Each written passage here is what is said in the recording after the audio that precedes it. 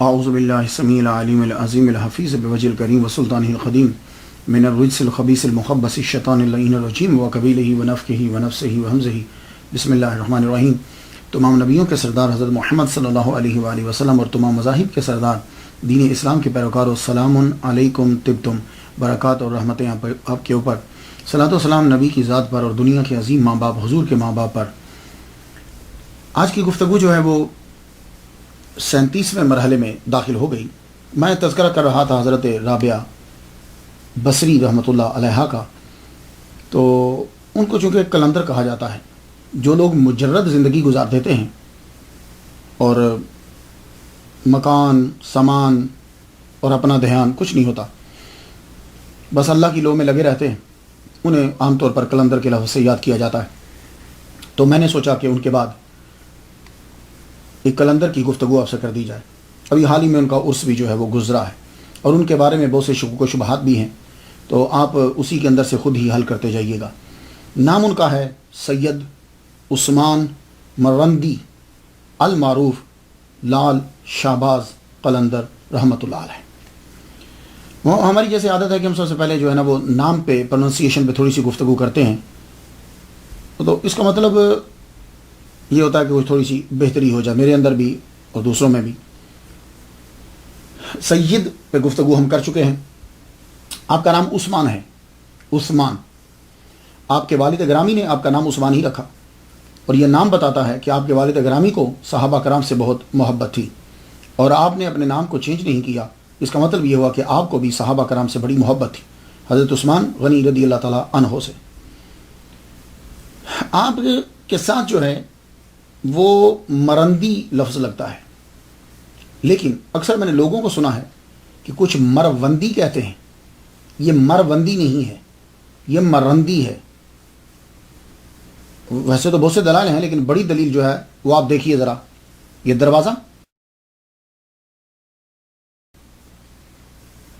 اس کے اوپر کیا لکھا ہوا ہے؟ حضرت عثمان مرندی، واو بیچ میں نہیں ہے۔ یہ اصل میں 3 لفظ ہیں، مرندی اور مروندی اور میوندی۔ یہ میوند بھی شہر ہے، مرند بھی شہر ہے، مروند بھی شہر ہے، لیکن یہ جو مرند ہے جہاں سے آپ تعلق رکھتے ہیں، اور پھر ایک اور بات ہے کہ را کے اوپر شد نہیں، یہ جو شہر کا جو نام ہے یہ صرف مرند ہے، میم را نون ساکن دال ساکن، مرند۔ تو یہ مرند جو ہے یہ صوبہ جو مشرقی آذربائیجان ہے ملک ایران کے اندر، مشرقی آذربائیجان ایران ملک ایران کے اندر، یہ اس کا شہر ہے مرند۔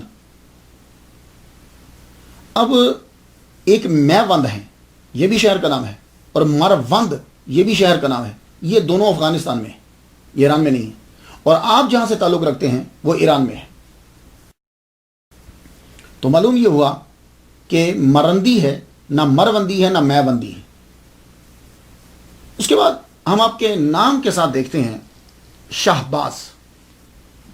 یہ آپ کے نام کا حصہ جو ہے وہ بعد میں بنا، شہباز۔ شاہ باز یہ 2 ہیں لفظ، ان کا مرکب ہے۔ شاہ علیحدہ لفظ ہے اور باز علیحدہ لفظ ہے۔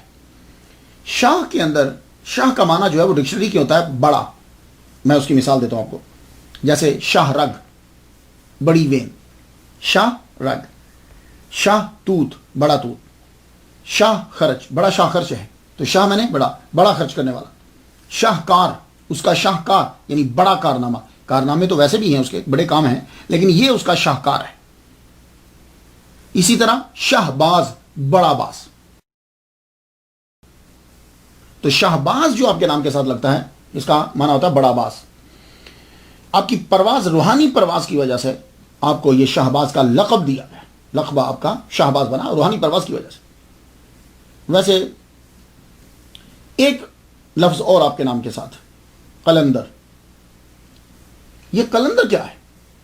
یہ تو قلندر کے سے ایک اصطلاحی مراد ہے اور ایک قلندر کا لفظی معنی ہے۔ قلندر جو ہے یہ ایک گروہ ہے، گروپ ہے ایک فرقہ ہے، کوئی نام دے لیجیے آپ جیسے ریسرچ کریں گے آپ کو ویسے نام مل جائے گا. قلندر کہتے کسے ہیں؟ تو کچھ لوگوں نے شاعری کے اندر تشریح کی. مہرما و انجم کا محاسب ہے قلندر. محاسب حساب کرنے والا، محاسبہ کرنے والا. ایام کا مرکب، یہ لفظ مرکب ہے، مرکب کہتے ہیں جس کے اوپر سوار ہو. ایام کا مرکب نہیں، راکب ہے قلندر، کہ یعنی وقت اس کے اوپر نہیں آتا، وہ وقت کے اوپر چڑھ جاتا ہے. یہ قلندر کے بارے میں کہا گیا. ایام کا مرکب نہیں، کہ ایام اس کے اوپر سوار نہیں ہوتے، وقت اس کے اوپر سوار نہیں ہوتا، وہ وقت کے اوپر سوار. راکب ہے یعنی سواری کرنے والا، قلندر اس کے اوپر سواری کرتا ہے. اور پھر کہا گیا کہ قلندر ہرچ گویت دیدہ گویت، قلندر جو بات کرتا ہے وہ دیکھ کے کرتا ہے. یہ کچھ تھوڑی سی تشریحات ہو رہی قلندر کے بارے میں. ایک تعریف یہ کی گئی کہ قلندر وہ فقیر ہے جو تجرید و تفرید میں اکمل ہو، دونوں عالم سے بے نیاز، کائنات سے کٹ کر مستغرق فی العبادات، مجاہدات اور ذات حق ہو. یہ ایک تعریف کی گئی کہ صرف ذات میں گم ہو اور اسے کسی چیز کی خبر نہ طلب. ایک نظریہ ہے کہ قلندر اس ولی کو ٹائٹل دیا جاتا ہے جو مجرد زندگی گزارتا ہے، یعنی ساری زندگی شادی نہیں کرتا. جیسے لال شہباز قلندر ہیں، آپ نے شادی نہیں کی. آپ کے پیر ابراہیم قلندر، انہوں نے شادی نہیں کی. ان کے پیر یا مرید جیسے بھی ہے وہ سید جمال الدین ساؤجی رحمۃ اللہ علیہ، انہوں نے شادی نہیں کی. تو کہتے ہیں کہ جو مجرد زندگی گزار دے اس کو قلندر کہا جاتا ہے. ایک نظریہ یہ ہے کہ قلندر اولیاء میں سے اللہ کی خاص جماعت ہے جو خاص مقام پہ ہوتی ہے. ایک نظریہ یہ ہے کہ اولیاء کا یہ وہ گروہ ہے کہ جو ٹائم کی قید سے آزاد ہوتا ہے، یہ بھی کہا گیا. اب قلندر کا جو لفظ ہے اس کا میننگ کیا ہے؟ تو کہتے ہیں کہ یہ اصل میں ٹرکش ورڈ ہے، ترکی زبان کا لفظ ہے. قلندر اصل میں یہ ترکی زبان کا لفظ ہے. تو معنی اس کے ہوتے ہیں nomadic person trading in animals like goats and shapes. تو بعد میں یہ لفظ ان کے لیے استعمال ہونے لگا کہ جو پھر پھر کے تبلیغ کرتے ہیں. جس طرح نومیڈک پرسن جو ہے نا، نومیڈک پیپل جو ہوتے ہیں نا، یہاں آج ڈیرا لگایا، وہاں آج ڈیرا لگایا، پھر کہاں ان کی کوئی ایک جگہ نہیں ہوتی. تو کہتے ہیں اسی طرح یہ قلندر جو ہے یہ بھی ایک جگہ نہیں رکتا، یہ یوں پھر پھر کے تبلیغ جو ہے وہ کرتا رہتا ہے. تو بعض نے یہ کہا کہ قلندر فارسی زبان کا لفظ ہے، اس کا معنی ہوتا ہے رند، اوباش، یہ فارسی کے اندر ترجمہ کیا. لیکن اصطلاح صوفیہ کے اندر جو دنیا و مافیہ سے آزاد ہو جائے اسے کہتے ہیں قلندر. اور تاریخ والے یہ کہتے ہیں کہ قلندریہ فرقہ ہے جس کی بنیاد قلندر یوسف نے رکھی تھی. تو اس کا نام قلندر یوسف تھا، اس لیے اب جو عادات اور صفات اس جس گروپ میں پائی جائیں گی اس کو قلندر کہیں گے. تو کچھ نے اشعار میں قلندر کے بارے میں یہ کہا کہ قلندر میرے والد گرامی طالب حسین شاہ، پیر طالب حسین شاہ رحمۃ اللہ علیہ، ان سے سنا تھا میں نے، حالات کے قدموں پہ قلندر نہیں گرتا، ٹوٹے بھی ستارہ تو زمین پر نہیں گرتا، سنتے ہیں سبھی دریا گرتے ہیں سمندر میں پر کسی دریا میں سمندر نہیں گرتا. یعنی سارے قلندر کے آگے جھک جائیں گے، قلندر کسی اور کے آگے نہیں جھکے گا. جس طرح آسمان سے ٹوٹا ہوا ستارہ زمین پر نہیں گرتا آگے. خیر یہ ایک شاعر کا اپنا تخیل ہے، لیکن سمجھانا وہ یہی چاہتا ہے کہ قلندر کسی کے آگے جھکتا نہیں ہے، وہ اپنی ہی سلطنت میں رہتا ہے اور خود ہی بادشاہ ہوتا ہے. اب آ جائیے ان کے ساتھ ایک لفظ لگتا ہے لال. بولنے میں تو کوئی فرق نہیں ہے، ہم اکثر بول دیتے ہیں لال لال، لیکن لکھنے میں فرق آئے گا. لکھنے میں کیا فرق ہے؟ ایک ہوتا ہے لال، لام عین لام، اسے لال کہتے ہیں، اور ایک ہوتا ہے لال، لام الف لام. تو جب بولیں گے تو اکثر ہم ایک سا بول چلتے ہیں، لیکن جب لکھیں گے تو لکھنے میں فرق ہو جائے. اب سوال یہ ہے کہ شہباز قلندر جو ہیں یہ لال ہیں یا لال ہیں؟ تو دونوں ہیں، اور دونوں ویسے زیادہ تر لکھا لال بھی اور لال دونوں جاتا ہے. لال کہتے ہیں موتی کو. یہ جو موتی ہے یہ اصل میں ایک بڑی سخت چیز ہے، پیدا بڑی نرم شے میں ہوتی ہے. شل ہے کے اندر ٹیشوز ہوتے ہیں، نازک سے ٹیشوز، ان ٹیشوز کے اندر یہ ہارڈ چیز رب پیدا کر دیتا ہے. اس کا فارمولا سائنس میں اگر آپ جائیں گے تو اس کا فارمولا جو ہے وہ CaCO3 ہے، یعنی کیلشیم اور کاربونیٹ جو ہے، اللہ اس کی مقدار ذرا زیادہ ہوتی ہے، کیلشیم اینڈ کاربونیٹ. یہ اب دیکھیے کہ رب تعالیٰ کس طرح جمع کر کے اس کو، اسے موتی کہتے ہیں ہماری زبان کے اندر. تو یہ جو ہے یہ لال ہے، لال. اور واقعی حضرت عثمان مرندی رحمۃ اللہ علیہ صوفیہ کرام کے اندر لال ہے، موتی. لیکن بعض نے کہا کہ یہ لال ہے، لام الف لام. تو جب لال ہوگا تو لال کا معنی جو ہے فارسی زبان میں لفظ اس کا معنی سرخ ہوتا ہے. ویسے فارسی میں لال اور لال دونوں موتی کے معنی میں استعمال ہوتے رہتے ہیں، لیکن اردو کے اندر جب ہمیں ریڈ کہنا ہو تو پھر لال کہتے ہیں، اور جب موتی کہنا ہو تو لال کہتے ہیں. تو ریڈ کے لیے لفظ لال، لام الف لام. لیکن سوال یہ ہے کہ حضرت عثمان مرندی رحمۃ اللہ علیہ کو لال کیوں کہا جاتا ہے؟ تو بعض نے کہا جو لال جو کہتے ہیں وہ تو بات سمجھ میں آ گئی، تو جو لال کہتے ہیں وہ کیوں کہتے ہیں؟ تو کہتے ہیں کہ ان کو لال اس لیے کہا جاتا ہے کہ یہ سرخ رنگ کے کپڑے پہنتے تھے. تو اگر یہ سرخ رنگ کے کپڑے پہنتے تھے تو اس پہ پھر اعتراض آئے گا اسلام شریعت کی جانب سے. تو میں آپ کو ایک جواب دے دوں جو میری تحقیق ہے. اب دیکھیے اولیاء کرام کے بارے میں جو کچھ لکھا گیا وہ عقیدت مندوں نے لکھا، جس کا جو من چاہا اس نے لکھ دیا، جو اس کی سمجھ میں آیا، جو اس نے سنا، نہ اس نے ریسرچ کی نہ تحقیق کی، جو سنا جو اس کے من میں آیا اس نے لکھ دیا اولیاء کرام کے بارے میں. تو جیسی جانچ پڑتال میرے محمد صلی اللہ علیہ وآلہ وسلم کی سیرت پہ ہے، ان کی احادیثوں پر ہے، ویسی جانچ پڑتال ان کے بارے میں نہیں ہے. یہی وجہ ہے کہ کرامتیں ایک دوسرے کے ساتھ ملتی ہیں، بندوں کی ملاقات ایک دوسرے کے ساتھ ہوتی رہتی ہے، لیکن جو ہے وہ معلوم نہیں پڑتا. تو آپ جو سرخ کپڑے پہنتے ہیں، میری ریسرچ یہ ہے کہ یہ صرف اس وقت آپ کے اوپر سرخ چادر دی جاتی تھی جب آپ جذب کی کیفیت میں ہوتے تھے. یہ میری تحقیق ہے. آپ نے خود کا تعارف جو ہے وہ ملامتی فرقے میں کروایا. جیسے آپ کی بہت بڑی مشہور غزل ہے، اس کے اندر آپ فرماتے ہیں منم عثمان مرندی کہ یار خواجہ منصورم. اب اس میں دیکھیے کہ آپ اپنا تعارف عثمان نام بتا رہے ہیں، تو کتنا پیار ہے آپ کو صحابہ کرام سے. اس لیے جتنے بھی ان کے چاہنے والے ہیں ان کو چاہیے کہ حضرت عثمان غنی رضی اللہ تعالیٰ عنہ کی عزت کریں. منم عثمان مرندی کہ یار خواجہ منصورم ملامت می کنم خلقے و من بردار می رقصہ. میرا نام عثمان ہے، مرندی ہے، اور خواجہ منصور جو ہیں وہ میرے دوست ہیں. ملامت می کنم خلقے، مخلوق جو ہے وہ مجھ پہ میری ملامت کرتی ہے مجھ پہ. وہ من بردار بھی رقصم، میں یہ بوجھ اٹھائے رقص کرتا رہتا. تاریخ پیدائش کے اندر وہی جو مسئلہ ہے شروع میں چلتا ہے وہی چل رہا ہے اس کے اندر بھی. تاریخ پیدائش جو ہے وہ میں نے کافی ساری پڑھنے کے بعد، جس پہ زیادہ ریسرچ تحقیق اور لوگ جمع ہوئے، جمہور جو ہیں وہ 1178 عیسوی ہے، جس کا ابھی 2013 جا رہا ہے، اور 573 ہجری بنتا ہے. آپ 1178 میں ازبک قبیلہ جو خاندان امام جعفر صادق سے تھا اس میں آپ پیدا ہوئے. آپ کا جو قبیلہ تھا نا یہ ازبک قبیلہ تھا. اب آپ کہیں گے جی ازبک میں سید کہاں سے آ گئے، تو پھر بنگالیوں میں کہاں سے آ گئے، اردو اور پنجابی میں کہاں سے آ گئے؟ تو یہ ہوتا کہ کسی نے شادی کی، امام جعفر صادق کی اولاد میں سے کسی نے شادی کی ازبک کے اندر، تو وہ جو ہے آگے نسل جو ہے وہ چلتی رہی. اور وصال جو ہے وہ آپ کا یہ 1274 میں ہے. تو گویا کہ حضرت عثمان مرندی رحمۃ اللہ علیہ المعروف لال شہباز قلندر 97 سال جو ہیں وہ زمین کے اوپر چیے. آپ کے والد کا نام سید کبیر الدین جعفری رحمۃ اللہ علیہ.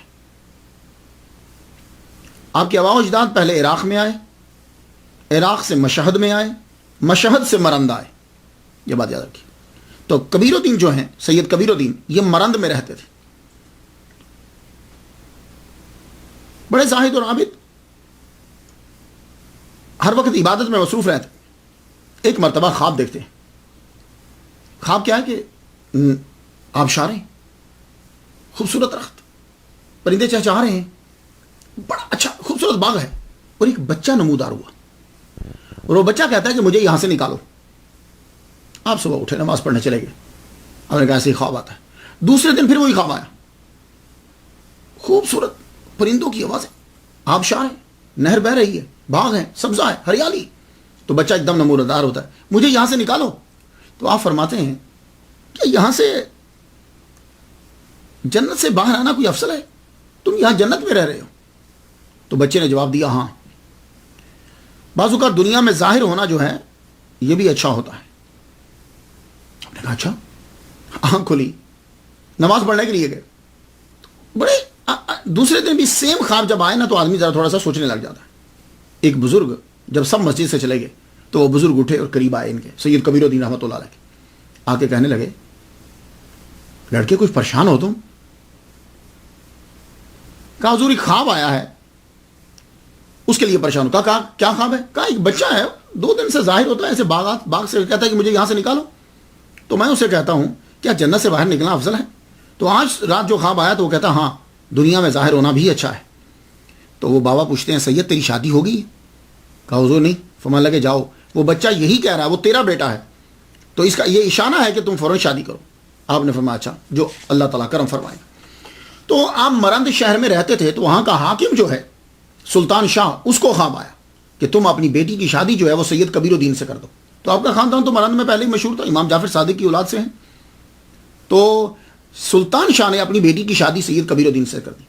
جب شادی ہوئی تو ان کے ہاں جو بیٹا پیدا ہوا وہ دنیا میں لال شہباز قلندر کے نام سے مشہور ہوا. آپ نے اپنے بیٹے کا نام عثمان رکھا. یہ نام رکھنا یہ بتلاتا ہے کہ جعفر صادق رحمۃ اللہ علیہ کی اولاد ہونے کے باوجود آپ کو حضرت عثمان غنی رحمت رضی اللہ تعالیٰ عنہ سے محبت ہے. آدمی دشمنوں کے ناموں پہ اپنے بچوں کے نام نہیں رکھتے، دوستوں کے ناموں پہ نام رکھے جاتے. ابتدائی تعلیم والد گرامی زاہد و عابد آل رسول اور ماں سلطان شاہ کی بیٹی، تو کیا تعلیم کی کمی ہوگی؟ ادب آداب تو مروجہ علوم تو گھر میں ہی سیکھ لیے. قرآن مجید جو ہے وہ حفظ کر لیا. مرند کے جتنے بھی مدارس تھے آپ نے وہاں علم حاصل کیا. 18 سال کے ہوئے تو آپ کے والد گرامی سید کبیر الدین کا انتقال ہو گیا، اور جب آپ 20 سال کے ہوئے تو آپ کی والدہ محترمہ کا انتقال ہو گیا. تو یہ دو ہی تو زنجیریں تھیں، یہ دو ہی تو کشش منبع تھے کہ جن کی وجہ سے یہ مرند میں رہ رہے تھے. جب دونوں کا وصال ہو گیا تو لال شہباز قلندر رحمۃ اللہ علیہ نے مرند کو چھوڑ دیا. مرند چھوڑ کر آپ بغداد جو ہے وہ تشریف لے گئے. آپ نے جتنا سیکھ سکتے تھے، آپ خود اندازہ لگا لیجیے کہ ایک عام نارملی امیر آدمی جو ہے وہ اپنے بچے کو کتنا سکھاتا ہے. تو یہ تو سلطان شاہ کے نواسے اور آل رسول کے بیٹے، تو جو چیزیں جدھر سے آتی ہیں وہ سب کی سب سیکھ لی ہیں. کوئی ایسی چیز کم ہی ہوگی کہ جو آپ کو سیکھنا ہے ابھی، لیکن پھر بھی طلب ہے کہ میں زیادہ سیکھوں. تو جب تک والد گرامی اور والدہ ماجدہ رہیں تب تک آپ مرند میں رہے. جب وہ دنیا سے رخصت ہو گئے تو 20 سال کے آپ ہوئے تو آپ نے مرند کو چھوڑ دیا. آپ بغداد روانہ ہوئے. وہاں جا کر پھر آپ نے علم حاصل کیا، عربی، فارسی، قرآن، حدیث، خاص طور پر صرف اور نحو عبور حاصل آپ کو. کیوں؟ اور علم لسانیات، زبان کے تو انگریزوں نے بھی یہ لکھا ہے کہ آپ لسانیات کے ماہر تھے، اور صرف و نحو گرامر کے بھی آپ ماہر تھے. اس کے علاوہ بھی باقی آپ نے زبانیں سیکھی. ترکش بھی آپ کو آتی تھی، پرشین آپ کو آتی تھی، عربی آپ کو آتی تھی، سندھی زبان بھی آپ نے آ کر سیکھ لی، سنسکرت بھی آپ نے آ کے سیکھی. یہ کافی ساری زبانیں جو ہیں وہ آپ کو آتی تھی. بغداد میں رہ کر آپ نے باقی علم حاصل کیا. اس کے بعد آپ تصوف میں جانے لگے. امام موسیٰ کاظم رحمۃ اللہ علیہ کی کے روزے کے اوپر آپ دعا پڑھ رہے ہیں، فاتحہ پڑھ رہے ہیں. یہ امام موسیٰ کاظم رحمۃ اللہ کا مزار معلوم ہے کہ کاظمیہ، اس شہر کا نام ہی کاظمیہ پڑ گیا ہے.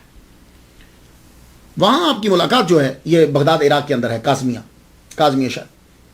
وہاں آپ کی ملاقات جو ہے وہ بابا ابراہیم قلندر مجرد کربلائی رحمۃ اللہ علیہ کے ساتھ ہوئی. آپ جب وہاں امام موسیٰ کاظم رحمۃ اللہ علیہ کے دربار پر فاتحہ پڑھ رہے ہیں تو بابا خود آئے اور قریب آ کر کہتے ہیں تم سید ہو؟ آپ نے فرمایا، مسکرا پڑے. تو بابا خود ہی کہتے ہیں سید تجھ سے ملاقات کے لیے مجھے بڑا انتظار کرنا پڑا ہے. فاتحہ پڑھ اور جلدی میرے ساتھ چل، بہت وقت کم ہے اور تجھے ساری چیزیں سونپنی ہیں. اب جب آدمی جب کسی سے ملتا ہے نا تو کچھ باتیں ایسی ہوتی ہیں کہ جو اس میں کشش پیدا کر دیتی ہیں. وہ آدمی کا دل اس کی جانب کھینچا چلا جاتا ہے اور اسے محسوس ہوتا ہے کہ یہ کوئی چیز ہے. وہ آدمی کا دل بتاتا ہے. اب ایک آدمی خود آ کے کہہ رہا ہے کہ سید تیرا میں انتظار کر رہا ہوں، تو وہ حیران ہو گئے کہ میرا نام یہ کیسے جانتے ہیں. یہ تھے بابا ابراہیم مجرد کربلائی رحمۃ اللہ علیہ.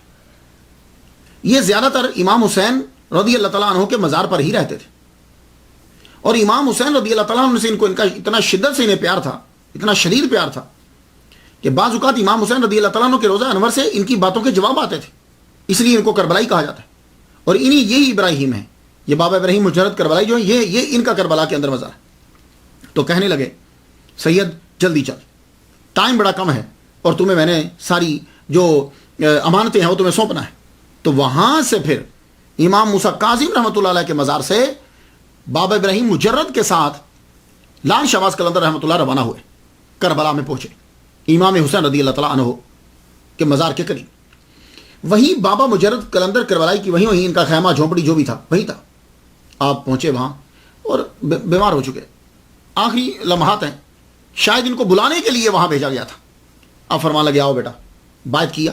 بیعت کرنے کے بعد چند روز رکھ کے باطنی جو چیزیں تھیں وہ دیں. دینے کے بعد کہنے لگے یہ خرقہ ہے، خرقہ عطا فرما دیا.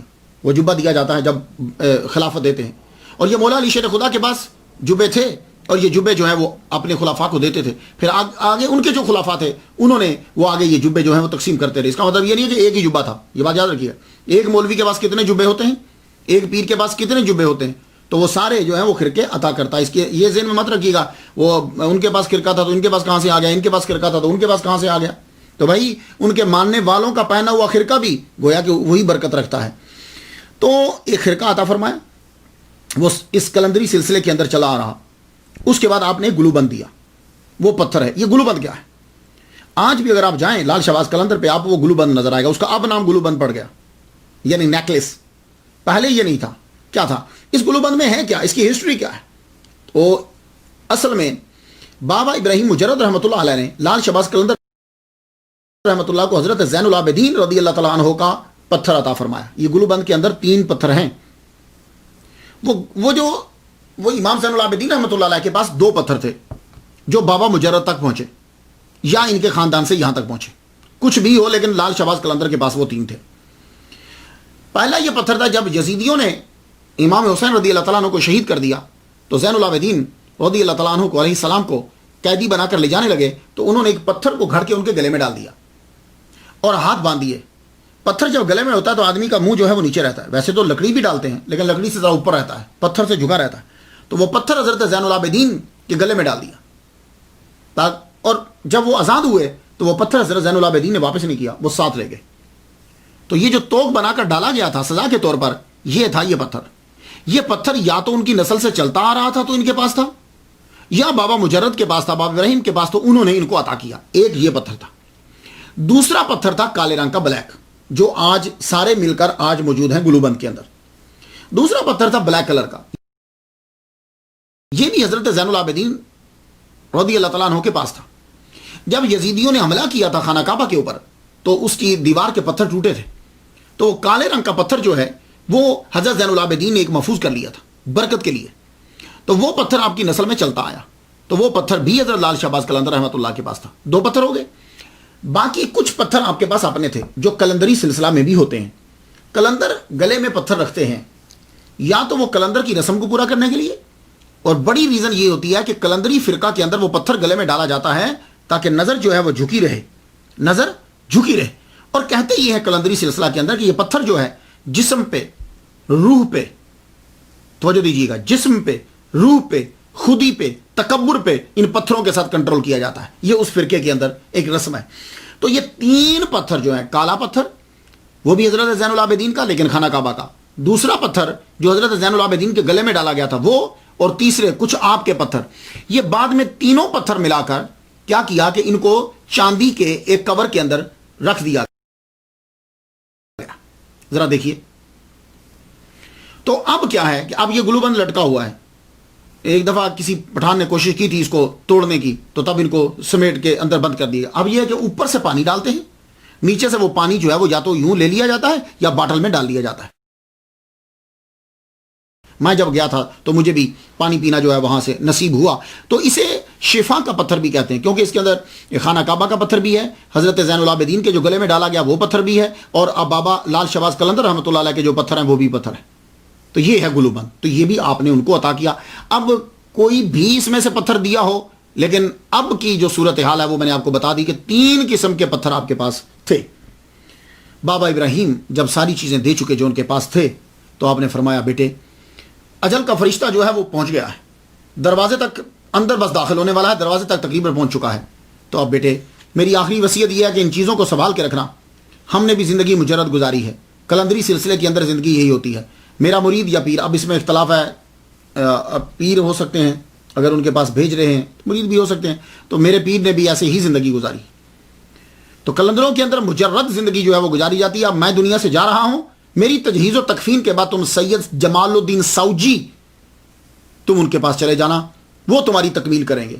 تو لال شہباز قلندر رحمۃ اللہ علیہ نے اپنے پیر کی خود تجہیز و تکفین کی, وہیں کربلا کے احاطے کے اندر ہی آپ کو دفنایا.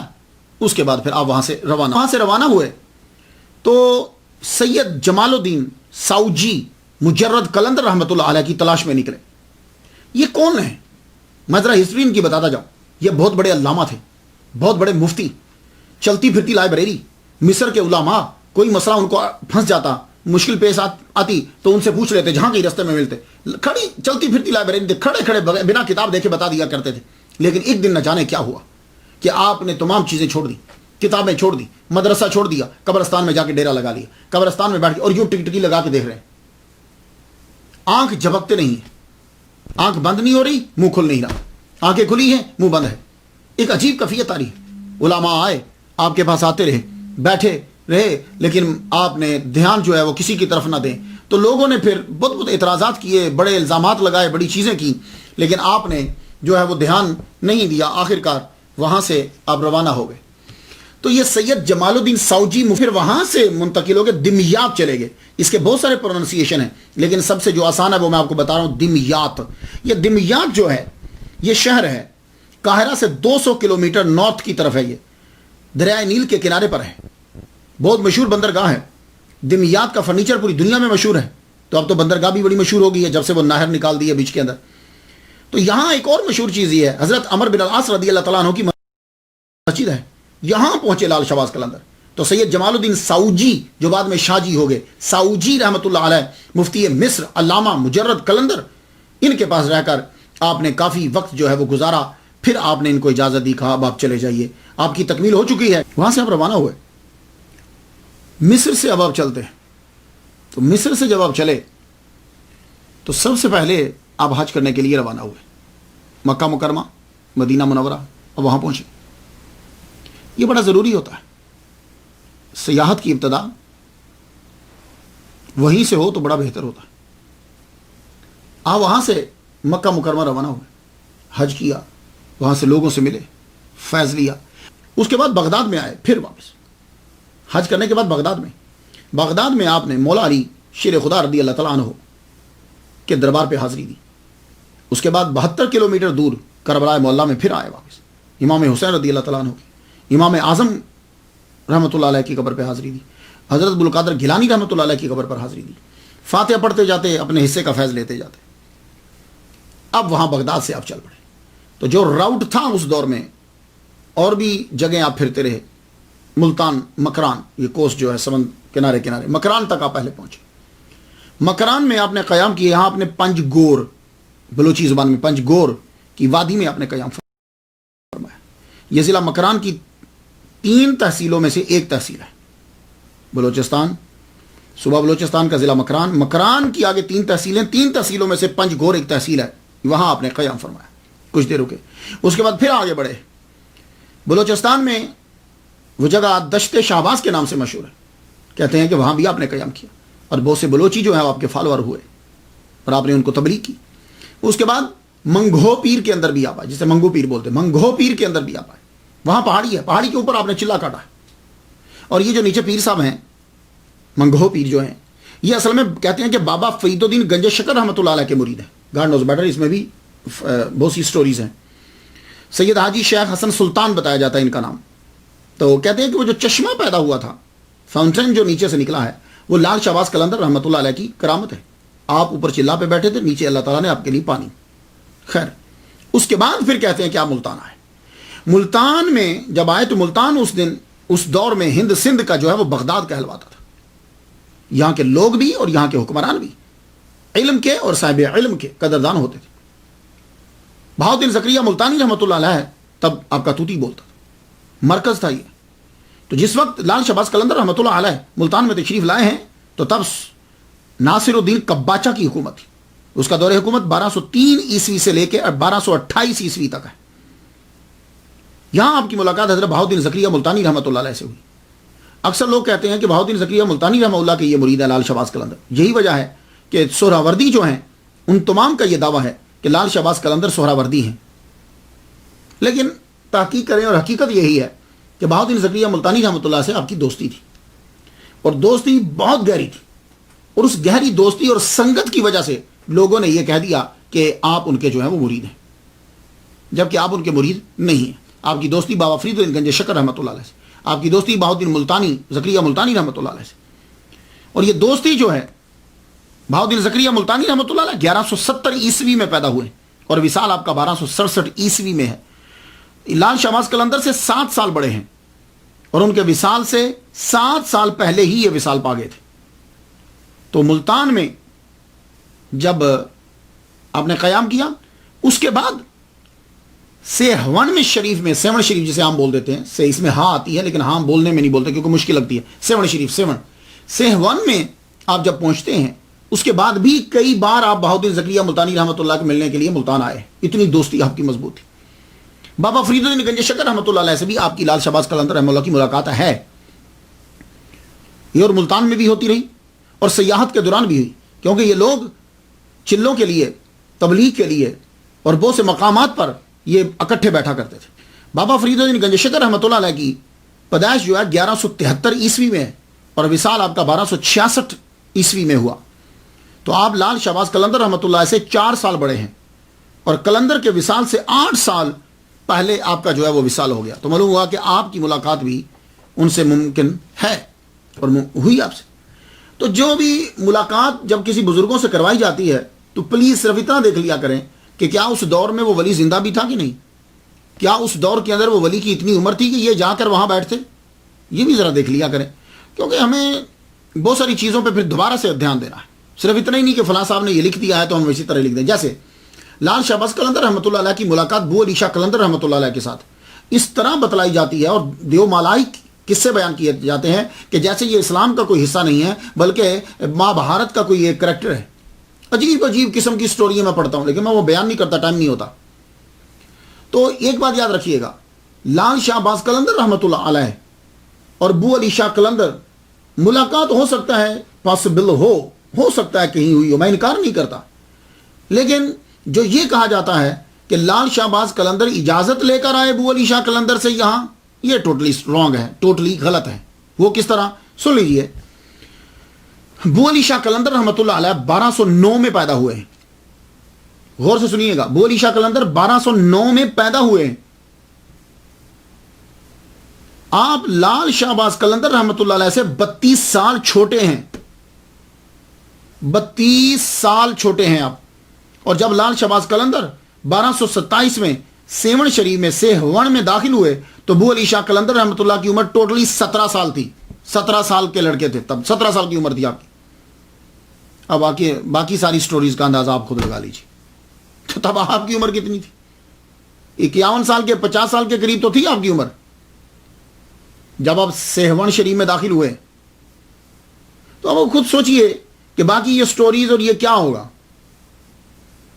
اور جب لال شہباز قلندر رحمۃ اللہ علیہ بہاؤالدین زکریا ملتانی رحمۃ اللہ علیہ کے ساتھ، بابا فرید الدین گنج شکر رحمۃ اللہ علیہ کے ساتھ روحانیت کے اعلیٰ مقامات کی سیر کر رہے تھے، تب بو علی شاہ قلندر رحمۃ اللہ کی عمر ٹوٹلی 20 سال تھی، اس سے بھی کم تھی. تو آپ نے جا کر سیہون شریف میں جا کے قیام کیا. سیہون شریف میں تقریباً 1227 میں یا اسے آگے آپ جو ہیں وہاں پہنچے، کیونکہ 50 سال کی عمر تک تو آپ کو وہاں پہنچنا چاہیے. باقی کے واقعات اور باقی کی چیزیں یہ بتاتی ہیں کہ تقریباً اتنی عمر میں آپ پہنچ گئے ہیں. کچھ لوگ یہ ثابت کرنا چاہتے ہیں کہ آپ وہاں پہنچے تو صرف 10 سال 11 سال رہے، لیکن نہیں، وہ جو واقعات ہیں اور آپ کی جو باقی چیزیں ہیں وہ یہ تقاضا کرتی ہیں کہ بہت سارا وقت ہو جو آپ نے وہاں صرف کیا ہے. تو آپ وہاں پہنچے. یہ سیہون شریف جو ہے، یہ سیہون شریف یہ شہر آج ملک پاکستان کے صوبہ سندھ کے ضلع جامشور کا ایک شہر ہے، جس کی آبادی 2013 کے مطابق تقریباً 10 لاکھ ہے.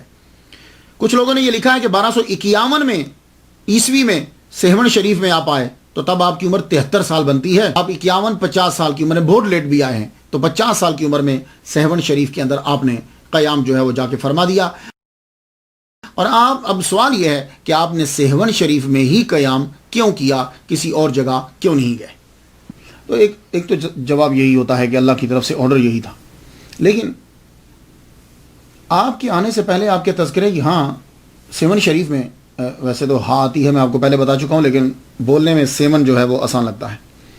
وہاں آپ کے تذکرے پہلے شروع ہو چکے تھے. یہاں حکومت تھی راجہ جیر، اس کو چوبٹ، چوپڑ، چوپٹ، یہ سارے پروننسیشن ہیں اس کے. اسے چوپٹ راجہ چوپٹ، راجہ چوبٹ، یہ راجہ چاپڑ، بہرحال بہت سے نام میں نے پڑھے ہیں. تو راجہ جیر بھی اس کا نام ہے. اس کی حکومت تھی. اور آپ کو معلوم ہے کہ جب کنٹرول سخت نہ ہو تو پھر کیا ہوتا ہے؟ بد انتظامی، نا انصافی. اور جب یہ بد انتظامی آ جاتی ہے نا تو پھر فحاشی اور چوری بڑھتی ہے. اور یہی حال یہاں کا تھا. فحاشی قانون کے اندر، حکومت کے اندر ہو رہی تھی. پورا ایک بازار تھا، بازار حسن، اور وہاں یہی کام ہوتا تھا. مسلمانوں کی تعداد بہت کم تھی. ہندوؤں کی حکومت، ہندوؤں کی اکثریت، ہندوؤں کا راج. اور آپ کے آنے سے پہلے تذکرہ کس طرح شروع ہوا؟ پہلے تو راجہ جیر کو نجومیوں نے بتایا. آپ کو معلوم ہے کہ یہ جو ہندو جتنے ہیں نا، یہ اپنی روزمرہ کی زندگی کے اندر نجومیوں سے بار بار پوچھتے ہیں. یا تو راجوں کے پاس تو اپنا نجومی رہتا ہے، ان نجومیوں کے پاس جانا نہیں چاہیے. یہ جو مسلمان جاتے ہیں 40 دن تک اس کی نمازیں قبول نہیں ہوتی. یہ جو ہاتھ آدمی دکھاتا ہے نا جا کے، ان کے پاس مت جایا کرو. سختی سے حضور صلی اللہ علیہ وسلم نے منع فرمایا ہے. لیکن یہ آج کل کیا کریں کہ مسلمان سارے، ابھی دیکھیے ابھی پاکستان کے بارے میں جو ٹاپ کا نجومی ہے، اس نے جو بتایا تھا سب کچھ اس کے الٹ ہوا. تو پتہ چلا کہ یہ لوگ سچے نہیں ہوتے، ان کو غلطی ہو جاتی ہے. اس کے نزدیک جو اب موجودہ وزیر اعظم بنا ہے، اس نے وزیر اعظم بننا ہی نہیں تھا. میری بات آپ سمجھ رہے ہیں؟ لیکن وہ وزیر اعظم بن گیا. تو معلوم یہ ہوا. تو یہ جو بڑے بڑے راجا اور بادشاہ ہوتے تھے نا پرانے، یہ نجومیوں کو پاس رکھتے تھے. اور جو ہندوؤں کے اندر آج آپ دیکھ لیجیے، شادی کرنی ہو، کام کرنا ہو، کچھ بھی کرنا ہو، نجومیوں کے پاس ضرور جاتے ہیں. تو راجہ جیر کے اپنے نجومی تھے. نجومیوں نے اسے بتا دیا تھا کہ دیکھو بھائی، تیری سلطنت کے اندر ایک ملیچ آئے گا. ملیچ ان کی زبان کے اندر مسافر کو کہتے ہیں، اجنبی کو، جو یہاں کا باسی نہیں ہوتا، لوکل نہیں ہوتا اس کو. لیکن آہستہ آہستہ یہی لفظ ملیچ اپنے معنی بدل گیا اور اس کا معنی ہو گیا پلید آدمی. اب وہ مسلمانوں کو ملیچ کہتے ہیں، جبکہ پرانی زبان کے اندر ملیچ جو ہوتا تھا، اس کا معنی ہوتا تھا وہ کہ جو باہر سے اندر آتا ہے، مسافر. تو اس نے بتایا کہ ایک ملیچ مسلمان آئے گا تو وہ یہاں آ کر بسے گا. تو اس نے بات سنی نہیں. اور اس کے بعد دوسری علامت جو ہے وہ یہ تھی کہ 7 شریف کے اندر ہی ایک قلندر دیوانہ وہ آوازیں لگایا کرتا تھا، میرا مرشد آ رہا ہے. اور کھڑا بھی بالکل راجہ جیر کے محل کے سامنے ہوتا، میرا مرشد آ رہا ہے، تم سب اس کا استقبال کرو، اسی میں تمہاری بھلائی ہے، میرا مرشد آ رہا ہے. وہ یہ انہوں نے 1 دن سنا، 2 دن سنا، 3 دن سنا. اب دیکھیے کہ ایک آدمی اپنی آواز کسی اور جگہ پہ جا کے بلند کرے تو چلو برداشت میں آ جاتی. ایک آدمی ڈائریکٹ سن رہا ہے، اور وہ بھی ہندو، اور اوپر سے راجا. اب وہ سنے کہ بھائی ایک مسلمان کی تو بات کر رہا ہے. اس کو روکا، نہیں رکا، مارا، شاید چپ کر جائے، مارنے سے بھی پکڑ کے اندر بند کر دیا. پھینٹی لگاؤ روز اس کو. مسلمانوں کی آمد کی خبر دیتا ہے اور مسلمانوں کی جے جے کار کرتا ہے، ہماری نہیں، مارو اس کو. بڑا مارا، زنجیروں سے باندھ دیا. تو وہ بودلا جو تھے، وہ جو بھی تھے، وہ جگہ کو صاف کرتے بیٹھے اور ایک ہی نعرہ لگایا، میرا مرشد آ رہا ہے، میرا مرشد آ رہا ہے. تو اسی جگہ میں آپ تشریف لائے. تو دیکھیے ہمارے اور اولیاء کرام کے اندر بڑا فرق ہے. ہم لوگ جب پڑھ لکھ جاتے ہیں، ڈگری لے لیتے ہیں، تو ہم ڈھونڈتے ہیں ایسی نوکری ملے کہ جس میں سکون ہو، آسانی ہو. اولیاء کرام کو میں نے دیکھا ہے کہ جب یہ پڑھ لیتے ہیں، سارا علم حاصل کر لیتے ہیں، تو ایسی جگہ جا کے نوکری ملتی ہے جہاں مشکلات ہوں اور پریشانی ہو، وہاں جا کر ان کو نوکری ملتی. اب دیکھیے کہ اتنا پڑھنے کے بعد ماہر لسانیات ہیں، گرامر کے اندر ایکسپرٹ ہیں، کئی زبانوں کے ماہر، یہ علم قرآن حدیث سب جانتے ہیں. نوکری آ کے کہاں ڈھونڈی؟ سب سے مشکل جگہ، کہ جہاں ہندوؤں کی حکومت، ہندوؤں کی اکثریت. اور رکے کہاں آ کے؟ کہ اس جگہ کے آغاز میں رکے کہ جس کے آگے سارا پورا بازار طوائفوں کا ہے. وہاں آ کر لال شہباز قلندر نے ڈیرا لگا لیا. کتنی مشکل جگہ، کتنی مشکل نوکری. جب ڈیرا آپ نے لگا لیا تو لال شہباز قلندر رحمۃ اللہ علیہ اکیلے نہیں آئے تھے، آپ کے ساتھ درویشوں کی پوری جماعت تھی. آگے ڈیرا آپ نے لگا لیا. اب ہوتا کیا ہے کہ یہ جو بازار حسن ہوتا ہے نا، دن کے وقت یہاں اندھیرا لگتا ہے اور روشنی رات کے وقت ہوتی ہے. دن کے وقت سب کچھ چیزیں بند ہو جاتی ہیں اور رات کے وقت ہر شے جو ہے وہ کھل جاتی ہے. اب جب رات ہوئی تو لوگ آنے لگے. اب جب آئے تو دیکھا کہ آغاز ہی میں ہی، بازار کے شروع میں ہی فقیروں کا ڈیرا ہے. تو آپ اپنا خیمہ لگا کے دروازے کو کھلا رکھ کے آپ وظیفے میں مشغول ہو گئے. جو ہی وہ انٹر ہوں، ایک عجیب سا ایک جھجک اور دبدبا اور ہیبت طاری ہو جائے ان لوگوں کے اوپر، بڑے پریشان ہوں. تو یہ پہلی رات تھی. آدھے چلے گئے، آدھے آگے گزر گئے، آدھے واپس چلے گئے. تو کام ذرا ماند پڑ گیا، گاہک کم ہوئے. خسر پسر شروع ہوئی.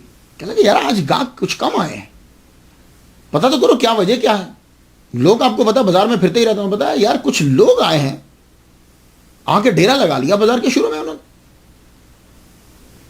صبح کے وقت سب گئے، کہنے لگے او تمہاری وجہ سے لوگ جو ہیں وہ کم آئے ہیں، تم یہاں سے اپنا ڈیرا ہٹا لو.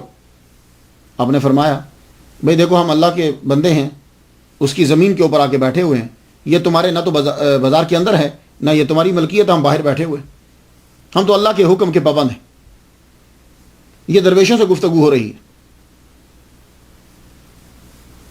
واپس چلے گئے یہ لوگ، باقی بات تو ٹھیک تھی۔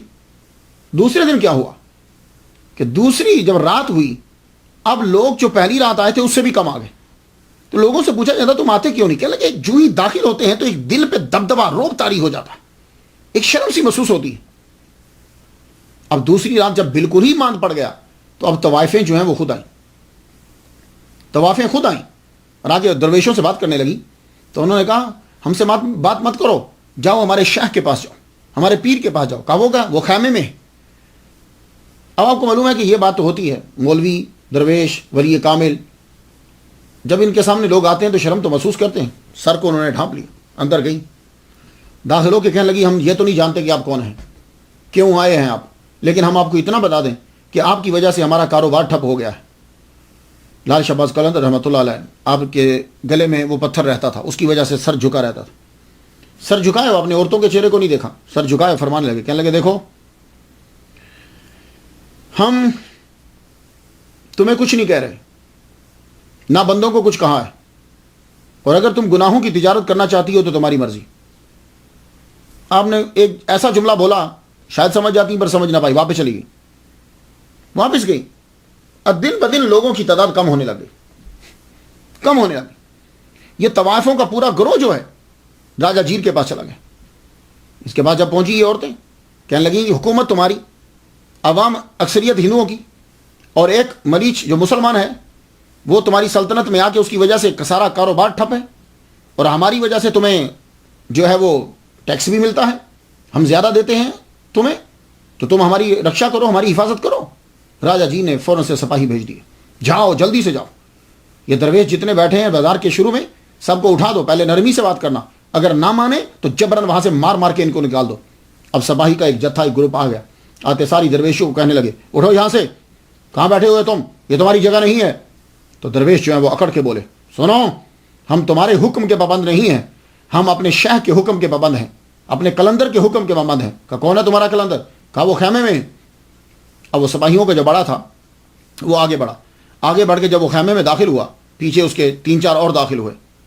اب جب آپ اسی وقت وہاں یوں جلوہ فرما ہے بیٹھے ہوئے، وہ بات کرنا چاہتا ہے، زبان نہیں کھل رہی، پاؤں بڑھانا چاہتا ہے، قدم وہاں جم گئے، جیسے کہ زمین سے کسی نے اس کے پاؤں کو پکڑ لیا ہے۔ لال شہباز قلندر اپنا پڑھتے جا رہے ہیں، وہ بولنا چاہتا ہے لیکن زبان نہیں ہل رہی، ایسے جیسے کسی نے طاقت کو سلب کر لیا ہے، اور جب واپس مڑنے لگے تو طاقت بحال ہو گئی۔ ایک دم سے تمام سپاہیوں کے اندر روب اور دبدبا بیٹھ گیا۔ واپس جا کے راجہ جیر سے کہنے لگے راجہ ہم تمہیں کچھ بتا نہیں سکتے، ہماری زبانیں وہاں جا کے بند ہو جاتی ہیں، پاؤں ہمارے جو ہیں وہ جکڑے جاتے ہیں، ہم کچھ نہیں کر سکتے۔ یہ ایک ایسی بات تھی کہ جس سے راجہ کے دربار کے اندر بھی جو ہے وہ دبدبا ہوا۔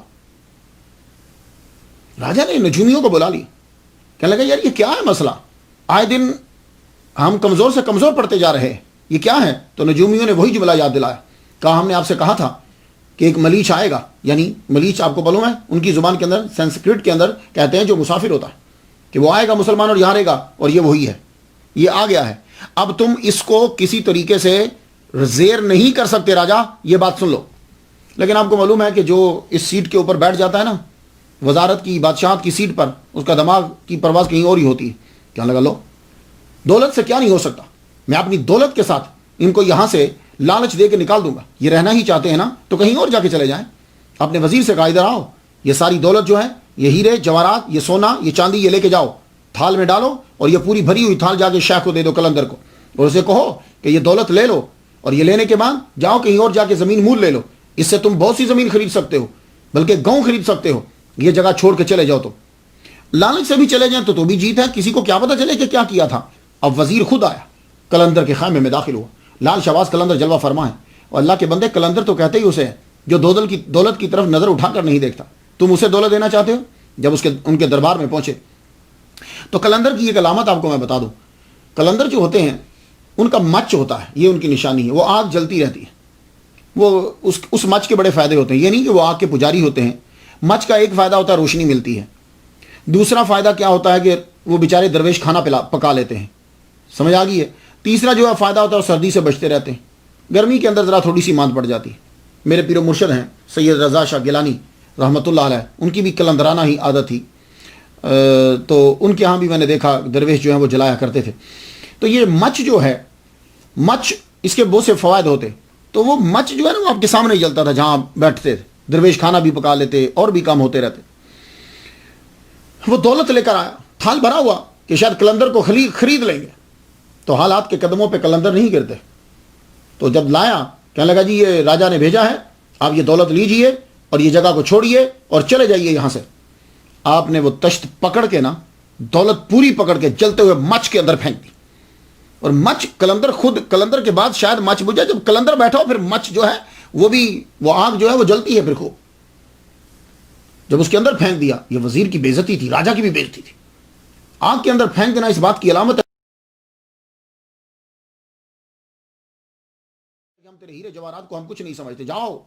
اور آپ نے فرمایا وزیر سن، تم لوگوں نے اب ہمیں لالچ دیا ہے، ایک بات یاد رکھنا، یہاں سے ہم نہیں جائیں گے، تم جاؤ گے۔ یہ راجا سے کہہ دو تم جاؤ گے اور تمہارا اقتدار جائے گا، ہم یہاں سے نہیں جائیں گے۔ اور جاتے ہوئے ایک اور بات سن لو، میرے اس مرید کو عشاء تک آزاد کر دو، عشاء تک، سورج ڈوبنے کے بعد ہماری نماز ہوتی ہے عشاء تک اسے آزاد کر دو۔ اگر تم نے آزاد نہ کیا تو راجے سے بول دو کہ میں آزاد کروا لوں گا، اور جاؤ چلے جاؤ۔ تو سیکھتا ہو کر وہاں سے چلا گیا۔ ان کی جرت حکومت ہماری ہو اور یہ ہمیں یوں کہیں کہ قیدی ہمارا چھوڑ دو۔ واپس جا کے راجا جیر کو ساری باتیں بتائی، راجا تیری دولت کو انہوں نے پھینک دیا آگ کے اندر۔ دوسری بات، اس نے یہ کہا ہے کہ میرے مرید کو چھوڑ دو جو تم نے قید کر رکھا ہے، اب وقت آ گیا ہے کہ تم اسے چھوڑ دو، نہیں تو میں عشاء کے وقت میں خود چھڑا لوں گا۔ راجا نے کہا اچھا دیکھتے ہیں کیسے چھڑاتا ہے، دروازے اچھی طریقے سے بند کر دو، ہم دیکھتے ہیں کہ آپ کیسے چھڑائیں گے۔ عصر، مغرب، عشاء کا وقت ہوا، لال شہباز قلندر رحمۃ اللہ علیہ نے نماز پڑھائی، نماز پڑھی۔ نماز پڑھنے کے بعد آپ نے وہ جیل جس طرف تھی وہ بالکل محل کے قریب تھی، جیل کی جانب آپ نے منہ کیا۔ جب آپ نے جیل کی جانب منہ کیا تو آپ فرمانے لگے، بلند آواز سے کہنے لگے، او بودلا کہاں ہو تم، آؤ تمہیں دیکھنے کو آنکھیں ترس گئی ہیں۔ میں اتنا جملہ ہی کہا، ایک دم سے بودلا اٹھے، میرا مرشد آ گیا، میرا مرشد، پھر وہی میرا مرشد آ گیا، میرا مرشد آ گیا۔ آواز ان کے کانوں میں پڑی، زنجیریں ایک دم سے کھل گئی، زنجیریں خود بہت کھل گئی، زنجیریں کھلی، میرا مرشد آ گیا، میرا مرشد آ گیا۔ یوں توڑے تو دروازہ کھل گیا۔ جب مین گیٹ پہ پہنچے تو وہاں ذرا رکاوٹ تھی، دیوار میں شک ہوا، دیوار کراس کر کے نکل گئے، کیونکہ بندے تو مین گیٹ پہ تھے۔ دیوار میں سے نکلتے ہوئے ایسے جیسے کوئی آواز یا کوئی چیز ان کا ہاتھ پکڑ کے کھینچتی جا رہی ہے، اور وہ کہتے جا رہے میرا مرشد آ گیا، میرا مرشد آ گیا، میرا مرشد پہنچ گیا، میرا مرشد پہنچ گیا۔ سیدھے خیمے تک پہنچے، اور اس وقت لال شہباز قلندر رحمۃ اللہ علیہ اپنے دروازے پر ہی کھڑے تھے، خیمے کے دروازے پر ہی کھڑے تھے۔ سیدھا بودلا ان کے قدموں میں گرے، آپ نے اٹھا کے سینے سے لگایا۔ سارے درویش پوچھنے لگے حضور یہ کون ہے؟ فرمانے لگے یہ بھی تمہارا بھائی ہے، ناحق حاکم نے اس کو پکڑ کر قید کر دیا تھا، یہ تمہارا بھائی ہے۔ آپ نے پھر خود مرہم پٹی کی، زخموں کے اوپر جو مرہم لگا، فرمانے لگے تم رہو یہاں ہمارے پاس۔ اب یہ جنگل کی آگ کی طرح بات پھیلی کہ انہوں نے واقعی اپنا مرید چھڑا لیا ہے۔ اب تو پریشان ہو گیا، کہنے لگے یہ کیا ہو رہا ہے؟ جادو بے بس ہے، سپاہی آگے ہلتے نہیں ہیں، جو کوئی جاتا ہے تو واپس آتا ہے تو کچھ بولتا نہیں ہے، کیا کروں میں؟ شور برپا ہو گیا۔ شور جب برپا ہوا طوائفوں نے وہ جگہ چھوڑ دی، کیونکہ اب سپاہی بھی کچھ نہیں کر سکتے، وہ بازار پورا خالی ہو گیا، وہ عورتیں وہاں کی کہیں اور چلی گئی۔ تو لال شہباز قلندر رحمۃ اللہ علیہ نے یہ ناچنے گانے والی ہیں، یہ جو طوائفیں تھیں ان کو وہاں سے بھگایا تھا، اب پتہ نہیں پھر دوبارہ کیسے آ گئی۔ تو اب اگر کوئی آدمی یہ اعتراض کرے جی وہاں دھمال ہوتا ہے، وہاں ناچ گانا ہوتا ہے، اور اللہ کے بندو ان کی ہسٹری تو پڑھ لو، انہوں نے ان کو مار بھگایا تھا، یہ پھر سے واپس کیسے آ گئی؟ تو اگر آئی ہیں تو صاحب مزار کا اس کے اندر کوئی جو ہے وہ عمل دخل نہیں ہے۔ تو اگر تم کہو جی کہ اتنی طاقت ہو مزار والے میں تو وہ ان کو ہٹاتا کیوں نہیں ہے، تو یہی سوال تو پھر اللہ پہ بھی ہوگا۔ بھائی اللہ نے روکا ہوا ہے نا، فحاشی کرنے سے منع کیا نا، چوری کرنے سے منع کیا ہے نا، تو پھر تو یہی اعتراض اللہ پہ ہوگا۔ جب اللہ سب کو منع کر رہا ہے تو دبئی میں کیا ہو رہا ہے، تو پھر تو اللہ پہ بھی اعتراض ہوگا کہ اللہ پھر کیوں نہیں روکتا۔ یہ کوئی ایسا اعتراض کیا کرو کہ جو کسی کی سمجھ میں آ جائے۔ ولی اپنی زندگی کے اندر سب کچھ منع کر گیا، اب اگر کوئی دربار پہ مزار پہ کرتا ہے تو یہ اس کا قصور ہے، کسی مذہب کا یا مسلک کا قصور نہیں، نہ بزرگ کا کوئی قصور ہے۔ تو آپ نے وہاں سے ناچنے گانے والیاں اور یہ سب طوائفوں کو بھگا دیا، اور بلکہ آرڈر دے دیا. آپ نے فرمایا کہ سب مکان مسمار کر دو. جب مکان مسمار کرنے لگے تو ذمہ دار آ گیا جس کی وہ زمین تھی. کہنے لگا بابا تو میرے مکان مسمار نہیں کر سکتا, یہ ہماری ملکیت ہے. آپ نے فرمایا دیکھو یہ خدا تعالیٰ کی زمین ہے, جگہ پلیت ہو گئی تھی, میں نے اپنے درویشوں کو حکم دیا ہے کہ جگہ کو پاک کر دو. یہاں کے رہنے والے چلے گئے, یہ مکان گرانے ہیں تاکہ جگہ پاک ہو جائے. وہ ذمہ دار طوائفوں کی سائڈ لے رہا تھا کہ مکان برقرار رہیں اور میں ان کو واپس لاؤں اور مجھے کرایہ ملے. آپ نے فرمایا یہ جگہ پاک کرنا ہے, ہمیں پاک کرنے کا حکم ہوا ہے. وہ آدمی گالیاں دینے لگ گیا. وہ ذمہ دار جو مالک تھا گھوڑے پہ بیٹھا ہوا اور گالیاں دینے لگا. جب وہ گالیاں دے رہا ہے تو حضرت لال شہباز قلندر رحمۃ اللہ علیہ نے اپنا عصا جو ڈنڈا تھا وہ ہلکا سا اس کو لگا دیا. جب لگایا ایک دم وہ چیخنے لگ گیا, چیخا, دھڑام سے نیچے گرا, یہ منکا اس کا ٹوٹا اور مر گیا. جب وہ مرا تو آپ نے اپنے درویشوں سے فرمایا ہندو ہے, گڑھا کھود کے اس کا دفنا دو, اس کو گڑھا کھود کے دفنا دو. گڑھا کھود کے دفنا دیا. اب سب کے سب ڈرے ہوئے, جو ذمہ دار کے ساتھ لوگ آئے تھے وہ بھی ہاتھ نہیں لگا پا رہے, بول نہیں کہ کیا کریں. ایک دم سے وہ چیختا ہوا مر گیا ہے, آپ نے ڈال دیا. یہ بات جب ہوئی اب راجہ خود آ گیا. ذمہ دار کی ٹھیک ٹھاک حیثیت تھی وہاں سے ونشلی میں. راجہ کو جب معلوم ہوا تو سپاہیوں کو لے کے ساتھ آیا, تجھے گرفتار کرنا ہے. فرمایا جرم کیا میرا؟ کہا تم نے ایک ذمہ دار کو مارا ہے, کیونکہ ہندوؤں نے شور برپا کر دیا, ہمارا بندہ مار دیا مسلمانوں نے, ہندو مسلم فساد ہو گیا, لڑائی شروع ہوگی. ان کی جرت کی یہ ہمارے بندے کو مارے, اتنے امیر ذمہ دار کو.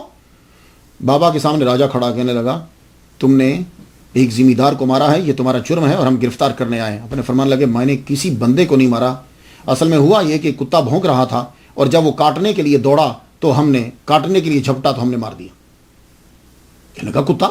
سارے بندے کہہ رہے ہیں کہ ذمہ دار نے, آپ نے ذمہ دار کو ڈنڈا مارا ہے. آپ نے فرمایا نہیں, کتا مارا ہے, وہ کاٹنے کے لیے دوڑا تھا. اب تم ہی بتاؤ. سب لوگوں نے کہا نہیں جی وہاں گڑھے میں بندے کو دفنا. آپ نے فرمایا دیکھ لو, اگر بندہ ہوا تو مجھے پکڑ کے لے جانا. راجا کی حالت عجیب ہو گئی.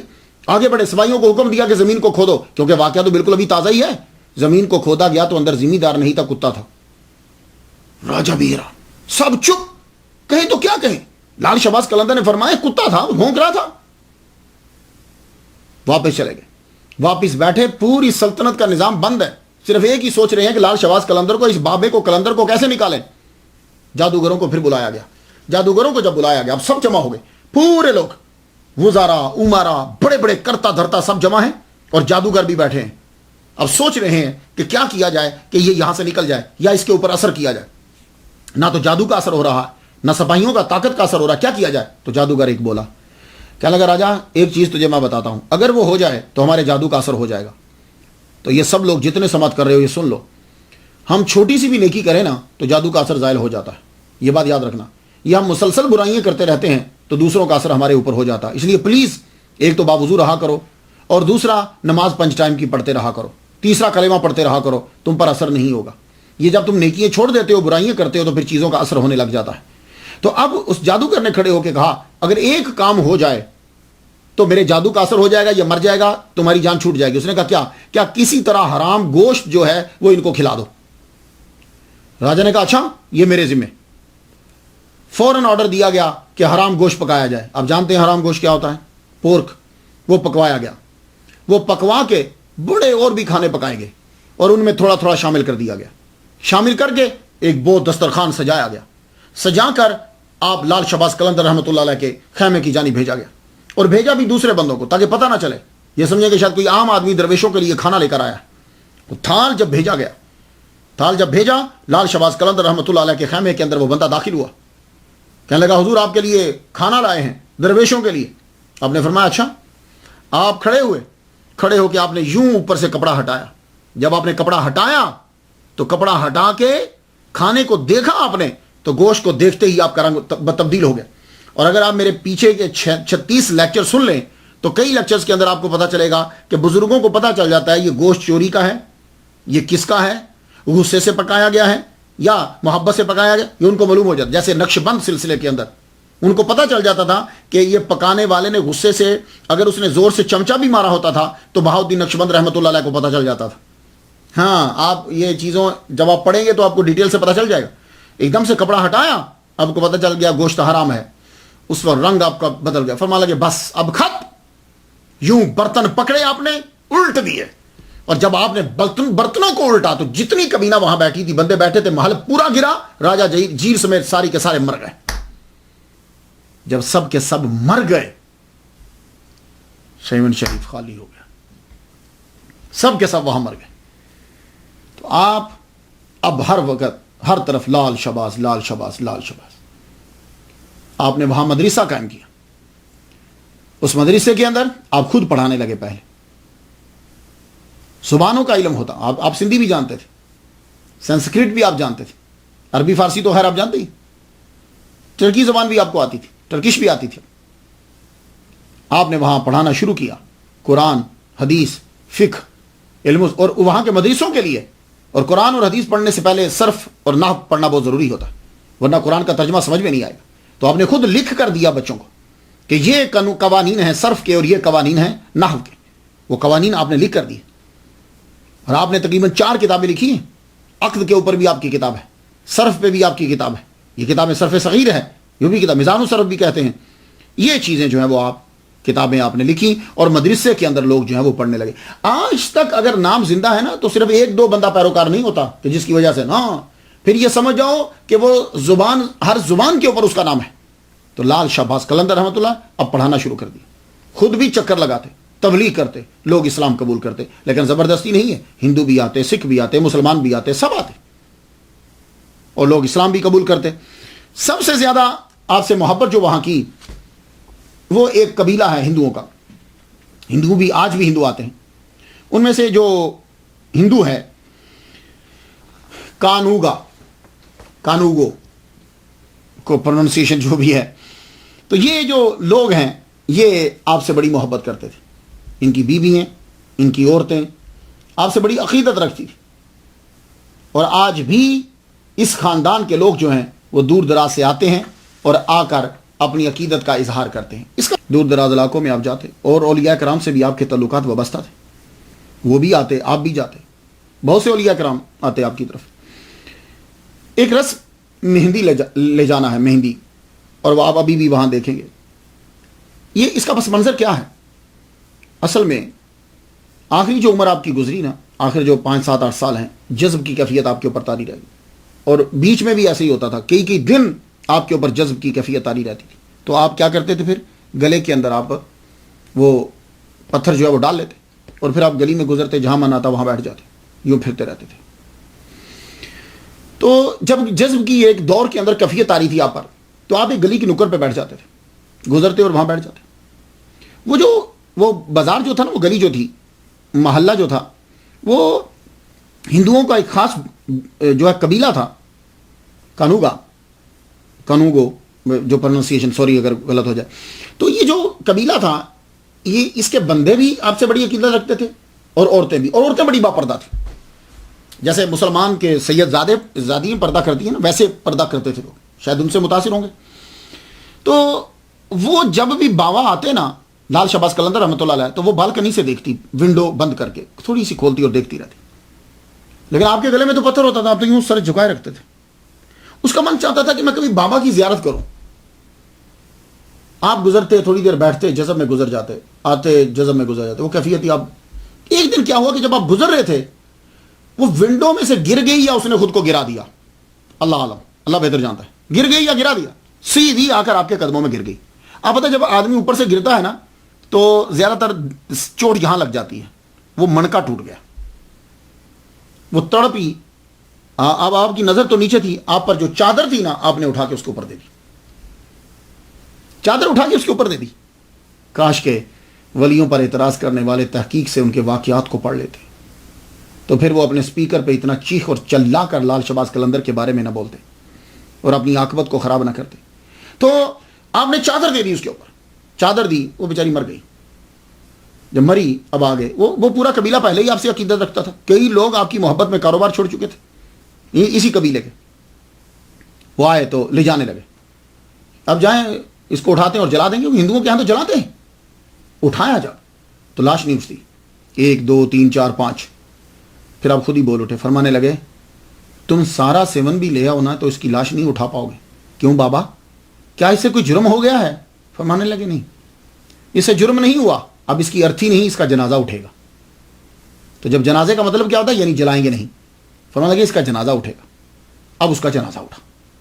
اس کی قبر آج تک موجود ہے. تو وہاں سے مہندی جو ہے وہ ہندو قبیلہ لے کر جاتا ہے. اب ذرا دیکھیے اسے.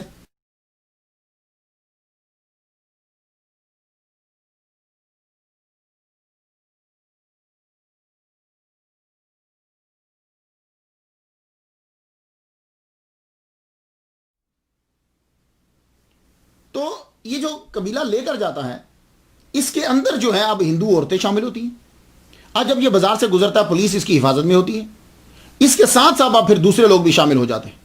جب وہ دوسرے شامل ہوتے ہیں تو یہ دھمال ڈالتے ہیں.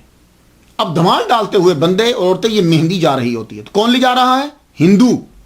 تو اب اس گروپ کو دیکھ کر بنا تحقیق کیے مولوی صاحب نے اعتراض کر دیا کہ دیکھو کیا ہو رہا ہے، دیکھو کیا ہو رہا ہے. تو پھر مجھے بھی اعتراض کرنے دیجیے. جیسے مجھے ایک صاحب نے آ کر پوچھا یار یہ عربی کیا کر رہے ہیں دبئی کے اندر؟ میں نے کہا کیا ہوا؟ کہنے لگے یار بڑے بڑے عربی بیٹھے ہوئے پیسے لٹا رہے ہوتے ہیں. بھائی میں نے کہا میں نے تو نہیں دیکھا کہ تو جو کہہ رہا ہے، کہتا گانے بجانا ہوتا ہے، اتنا کچھ ہوتا ہے، یہ کیا ہو رہا ہے؟ تو میں نے کہا اس سے مراد اب یہ تو نہیں نا کہ اب دبئی میں عربی اگر کچھ کر رہے ہیں تو تم سعودی عرب کے امام کو کہو گے کہ یہ لوگ کیا کر رہے ہیں؟ نہیں، وہ اس کا اپنا اب لبنان میں تم چلے جاؤ، وہاں عربی ہیں. تم اگر عربیوں کو دیکھو، یا اگر کوئی آدمی کسی داڑھی والے مولوی کو پشاور میں چرس بیچتے ہوئے دیکھے تو وہ کہ جی وہ فلاں فرقے کے آدمی جو ہیں وہ دیکھو وہاں چل. میں نے کہا نہیں، ایک عام آدمی اگر کوئی کام کر رہا ہے خواہ وہ کسی فرقے سے تعلق بھی رکھتا ہے تو اس عام آدمی کے عمل کی بنیاد پر فرقہ جھوٹا نہیں ہو سکتا. ہاں اس فرقے کے بانیان میں سے یا بنیادی بندوں میں سے کوئی بندہ کام کرے تو پھر اس پر اعتراض کریں گے.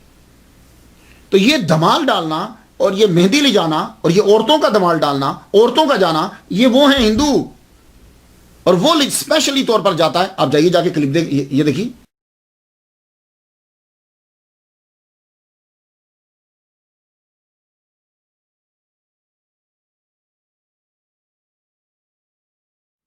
اور وہاں جا کے دیکھ لیجئے. لیکن اب کیا ہوا کہ مولوی صاحب نے یہاں بیٹھ کر اعتراض کر دیا اور لوگوں نے ان کلپوں کو چھاپ دیا. تو اب اگر کسی کے پاس پیسے آ جائیں اور وہ دبئی کے عربیوں کے کلپ چھاپ کر سعودی عرب کے لوگوں پر اعتراض کر دے تو ایسی بات نہیں ہے. اسلام کی تبلیغ کرو، جماعت کی تبلیغ مت کرو. تو عرس کے موقع پر یہ مہندی جو ہے یہ یہاں سے پھر یہ عورت کی قبر سے پھر وہاں کی طرف جاتی ہے. تو راستے میں دوسرے لوگ بھی شامل ہو جاتے ہیں اور راستے میں پڑھتے جاتے ہیں، پھر دھمال ڈالتے ہیں. او لال میری پت رکھیو بلا. یہ 500 سالہ پرانا جو ہے یہ کلام ہے. اور اس کو یہ دھمال جو ہے کیا، اب دھمال جو ہے دھمال پہ بھی بڑا اعتراض ہوتا ہے.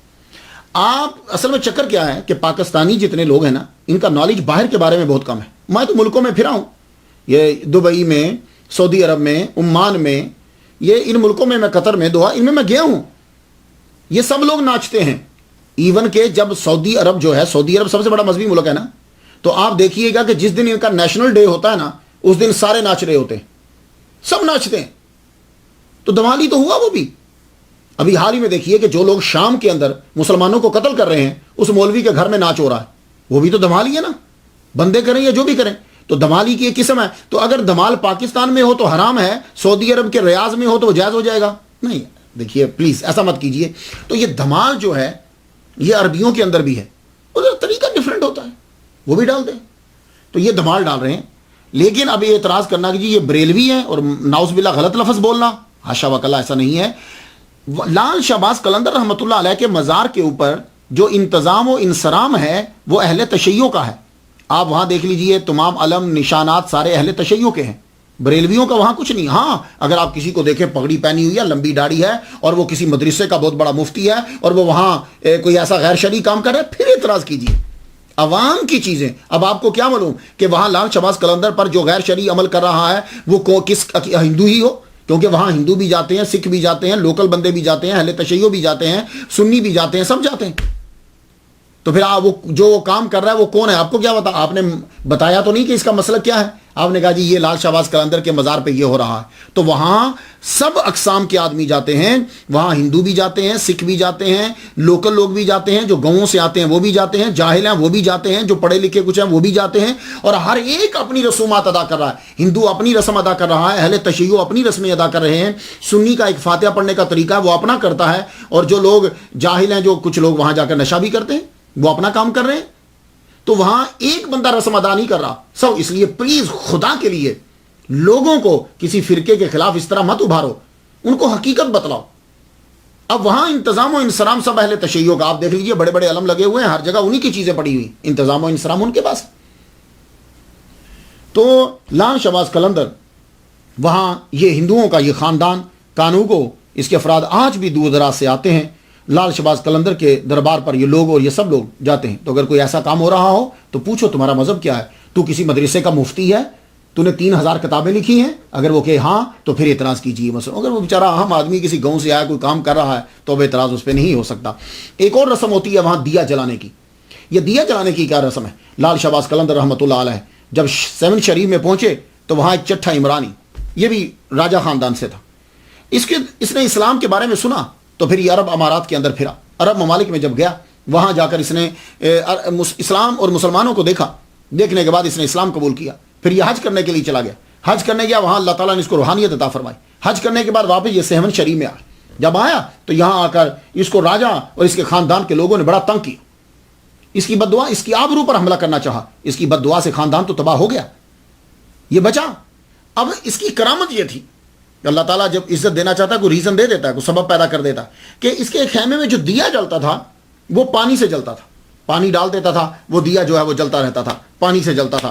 جب لال شہباز قلندر تشریف لائے تو آپ نے اس کو بلایا، جب وہ خیمے میں آیا، بلکہ یہ کہتے ہیں کہ خود ہی وہ آیا استقبال کرنے، آپ نے بھی اس کا استقبال کیا، اسے ملے، خیمے کے اندر بڑی دیر تک گفتگو ہوتی رہی۔ جب وہ جانے لگے تو آپ نے فرمایا اب اپنے دیے کو بجھا دو۔ کہا حضور دیا بجھا دوں گا تو اندھیرا ہو جائے گا، فرمانے لگے نہیں، یہ پانی کا دیا بجھا دو، تیل کا دیا جلنا چاہیے۔ کہا حضور تو تیل کہاں سے آئے گا؟ فرمانے لگے تیرا دیا ہمارے تیل سے جلے گا۔ کہا حضور پھر پکا وعدہ کیجئے کہ ہمیشہ میرا دیا آپ کے تیل سے جلتا رہے۔ تو زو مانا جملہ تھا، آپ فرمانے لگے ٹھیک ہے چلو بھائی ہمارے دیے سے اس کو تیل دے دو۔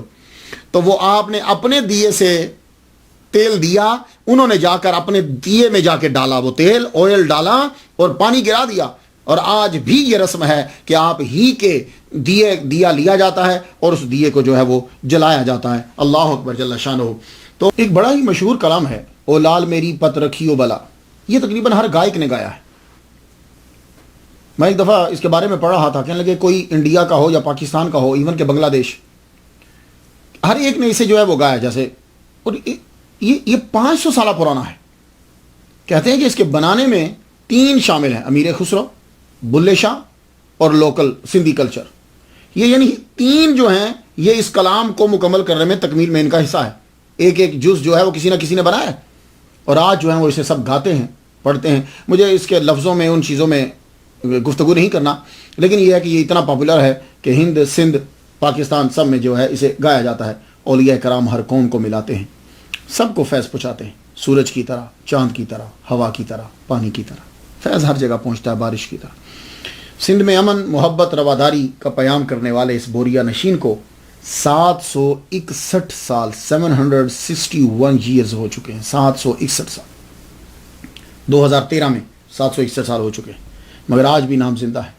4 صوبوں کے لوگ وہاں آتے ہیں، ایک ولی نے 4 صوبوں کے لوگوں کو 4 دن کے لیے اکٹھا کر دیا، اردو، پنجابی، سندھی، مکرانی، کتنی زبانیں ہیں، 4 دن کے لیے 4 صوبوں کے لوگوں کو اکٹھا کر دیا، اور ہمارے ظالم سیاستدان اور علماء سو چند لوگوں کو اکٹھا نہ کر سکے۔